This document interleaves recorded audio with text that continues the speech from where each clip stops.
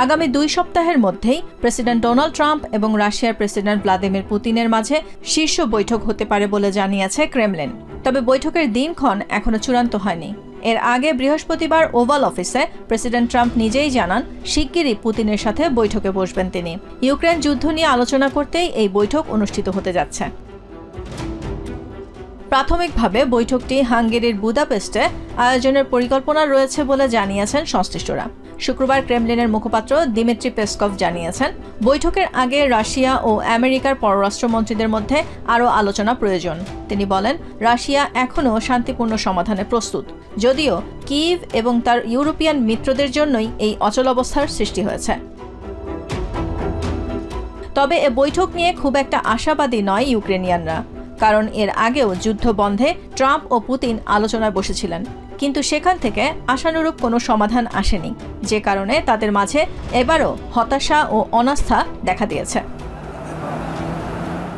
ইউক্রেনের মারিউপোলে নিজের বাসস্থান হারিয়েছেন 53 বছর বয়সী ওকসানা গোল্ডস্টাইন। তিনি বলেন, ট্রাম্পের কথায় তার বিন্দুমাত্র ভরসা নেই। দুর্ভাগ্যবশত আমি বিশ্বাস করি না এই বৈঠকের কোনো কিছুই আমাদের জন্য। এতে ইউক্রেনিয়ানদের ভালো হবে না, কারণ ট্রাম্প জোকারের মতো একবার কিছু বলেন আর পরবর্তীতে এর বিপরীতটা করেন। এই যুদ্ধে বহু মানুষের প্রাণ হারিয়ে গেছে, অনেকে হয়েছেন বাস্তুচ্যুত। বারবার আশার বাণী শুনলেও কার্যত এর কোনো প্রতিফলন দেখতে না পাওয়ায় বিশ্ব নেতাদের কথায় আস্থা হারিয়ে ফেলছেন বলে জানালেন লুহানস্ক থেকে আসা 57 বছর বয়সী লারিসা ড্যানিলচেঙ্কো।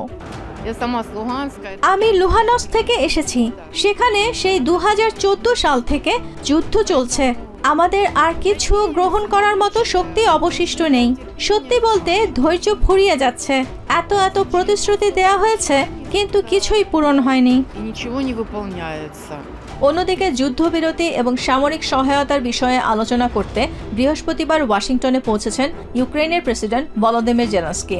শুক্রবার হোয়াইট হাউসে প্রেসিডেন্ট ট্রাম্পের সঙ্গে বৈঠকে বসবেন তিনি। Nahid Sihan, TVN 24 news desk. New York থেকে সম্প্রচারিত TVN 24 টেলিভিশন বিশ্বজুড়ে বাঙালির কণ্ঠস্বর।